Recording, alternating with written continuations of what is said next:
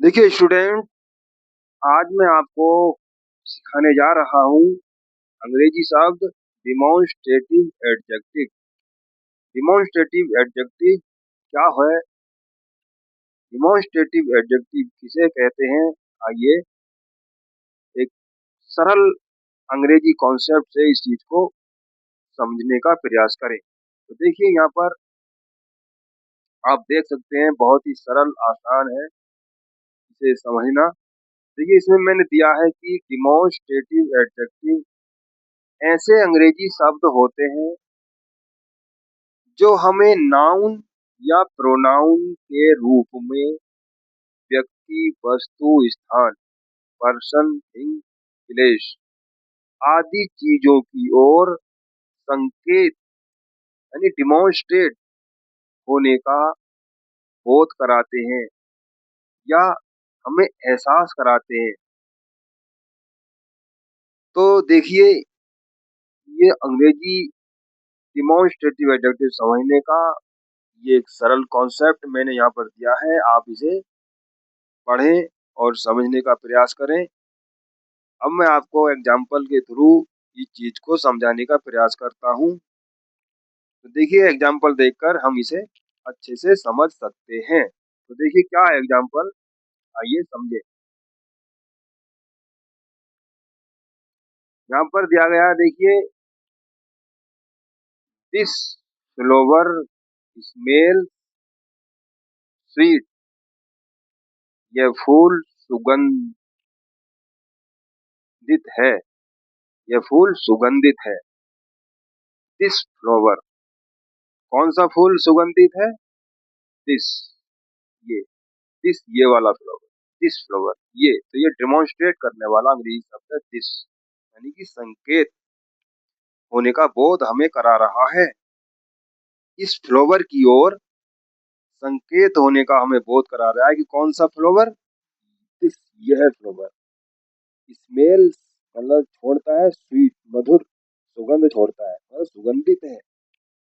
यह फ्लावर सुगंधित है, ये है। तो हमें केवल ये शब्द पर ये शब्द सीख रहे हैं। दिस डिमॉन्स्ट्रेटिव एडजेक्टिव के रूप में ये प्रयोग हुआ है क्योंकि ये संकेत इस फ्लावर की तरफ, जो नाउन है, नाउन के रूप में एक चीज है, इस चीज की ओर ये संकेत कर रहा है। ऐसा हमें बोध हो रहा है इससे, यानी एहसास हो रहा है कि ये संकेत कर रहा है कि यह फ्लावर, दिस फ्लावर। अब देखिए यहाँ पर है दिस बुक। दिस बुक, ये किताब, यह किताब इज वेरी इंटरेस्टिंग, मजेदार है, रोचक है। इंटरेस्टिंग मतलब रोचक है या मजेदार है, अच्छी है।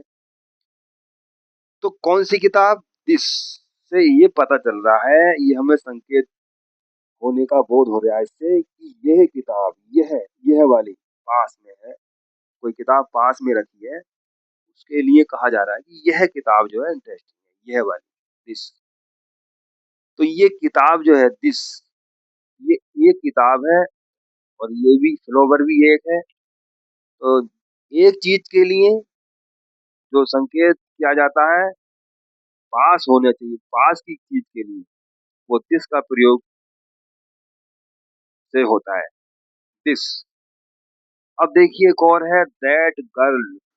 अब यहाँ पे दिस है, यह फ्लावर, और ये दिस दैट, इसके बाद दैट, दैट गर्ल, वो लड़की, वह लड़की सिंगिंग ए सॉन्ग, वह लड़की गीत गा रही है। गीत, ए सॉन्ग, गीत, सिंगिंग गा रही है, सिंगिंग। तो यहाँ पर देखिए, यहाँ पर दैट, कौन सी लड़की? दैट गर्ल, वह लड़की। तो ये दैट जो है डिमॉन्स्ट्रेटिव एडजेक्टिव है क्योंकि इससे हमें इस गर्ल नाम की लड़की की ओर संकेत होने का बोध हो रहा है।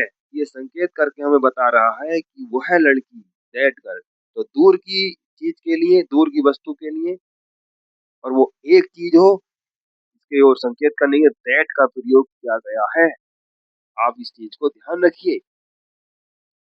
दूर की वस्तु के लिए दैट, और पास की एक वस्तु के लिए दिस, और दूर की एक वस्तु के लिए दैट।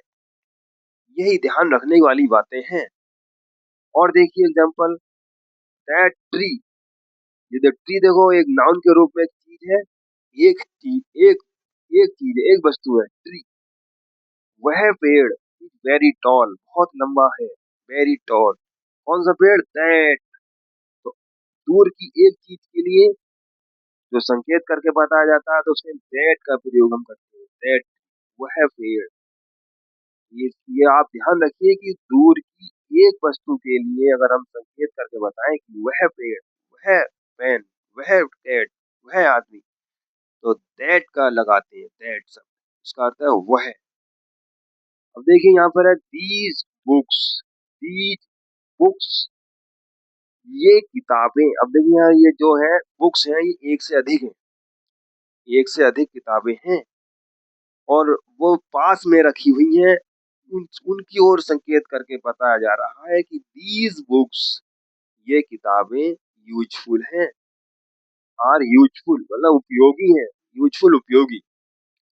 तो पास की एक से अधिक चीजों के लिए अगर हम संकेत करके बताएं तो उसके लिए दीज का प्रयोग होगा। जैसे कि इस एग्जाम्पल में आप देख रहे हैं, दीज बुक्स, ये किताबें, ये पुस्तकें उपयोगी हैं।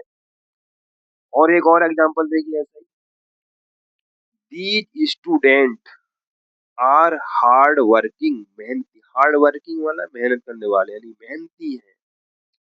कौन से स्टूडेंट, कौन से छात्र? दीज, ये वाले, मतलब पास में खड़े हैं, एक से अधिक छात्र हैं और उनके बारे में ये संकेत करके बताया जा रहा है कि ये स्टूडेंट, ये छात्र, दीज, इसके लिए दीज का प्रयोग यहाँ पर किया गया है क्योंकि छात्र एक से अधिक हैं और वो पास में है। तो पास की एक से अधिक चीजों की ओर संकेत करने के लिए दीज का प्रयोग, दीज शब्द का प्रयोग किया जाता है, जैसा कि आप इस एग्जाम्पल में देख पा रहे हैं। तो इसका मतलब ये छात्र मेहनती हैं। अब दूर की एक से अधिक चीजों के लिए संकेत करना हो तो उसके लिए हमें क्या प्रयोग करना पड़ेगा, इस एग्जाम्पल में आप देख सकते हैं। ये दो एग्जाम्पल हैं यहाँ पर दिए गए हैं। एक से अधिक दूर की चीजों की ओर संकेत करने के लिए यहाँ पर देखिए दोज का प्रयोग किया गया, दोज, ये दोज। वे लड़के, वे मतलब काफी दूर खड़े हैं, उनके बारे में कहा जा रहा है कि वे, संकेत करके बताया जा रहा है, वे, दोज बॉय, वे लड़के आर प्लेइंग क्रिकेट, मतलब क्रिकेट खेल रहे हैं, वे लड़के क्रिकेट खेल रहे हैं। कोई पूछ रहा होगा कि यार वे लड़के क्या कर रहे हैं, तो उनसे दोज गर्ल, दोज बॉयज। तो ये दोज जो है उन लड़कों की ओर डिमॉन्स्ट्रेट करने का काम कर रहा है, यानी कि संकेत करने का काम कर रहा है। Those boy are playing cricket, वे लड़के मैच क्रिकेट खेल रहे हैं। अब इसी तरह का एक और एग्जांपल देखिए, those house, those houses, houses है क्योंकि एक से अधिक चीजें हैं और उन एक से अधिक चीजों को बताने के लिए यहाँ पर संकेत किया जा रहा है दोज वर्ड से। दोज हाउस, वे घर, are newly built, newly built मतलब नए बने हैं, अभी अभी नए बने हैं वही। तो हमने ये सीखा स्टूडेंट, दोज, ये एक से अधिक, दूर की एक से अधिक चीजों की ओर संकेत बताने के लिए, संकेत करने के लिए दोज का प्रयोग किया जाता है, जैसा कि आपने इन एग्जाम्पल्स में देखा और आप इस चीज को अच्छे से समझ गए होंगे।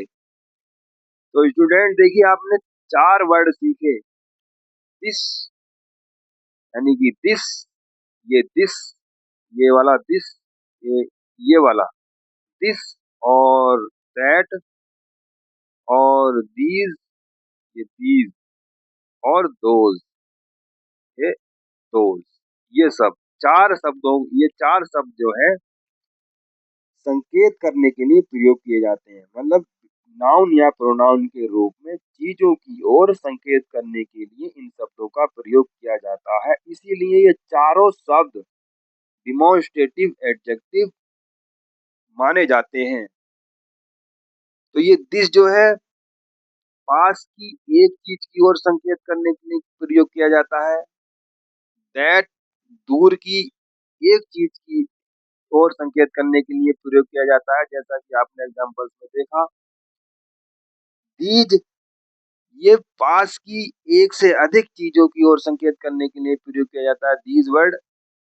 और दोज एक दूर की एक से अधिक चीजों की ओर संकेत करने के लिए ये शब्द प्रयोग किया जाता है। तो स्टूडेंट्स, मुझे उम्मीद है कि आज आपने ये डिमॉन्स्ट्रेटिव एडजेक्टिव का जो हमारा वीडियो है ये आपको जरूर पसंद आया होगा। इसलिए मैं उम्मीद करता हूँ कि आप वीडियो को लाइक करेंगे और शेयर करेंगे। और स्टूडेंट्स, अगर आप चैनल पर नए हैं तो ये चैनल जो है सत्यपाल टॉप इंग्लिश आइडिया, इसे सब्सक्राइब कर लें, क्योंकि हम हर दिन एक नई वीडियो 11 बजे से 1 बजे के बीच में अपलोड करते हैं, जो आपके इंग्लिश ज्ञान में वृद्धि करती है, वृद्धि करेगी, इम्प्रूव करेगी और आपको कई तरह से बेनिफिट मिलेंगे। तो स्टूडेंट्स, अब मैं यहीं पे विदा कर लेता हूँ। आप मैं अगले दिन फिर आपको पास आऊंगा एक नए टॉपिक के साथ। तब तक अपना ख्याल रखिए, खुश रहिए, पॉजिटिव रहिए। वीडियो देखने के लिए धन्यवाद। Thank you.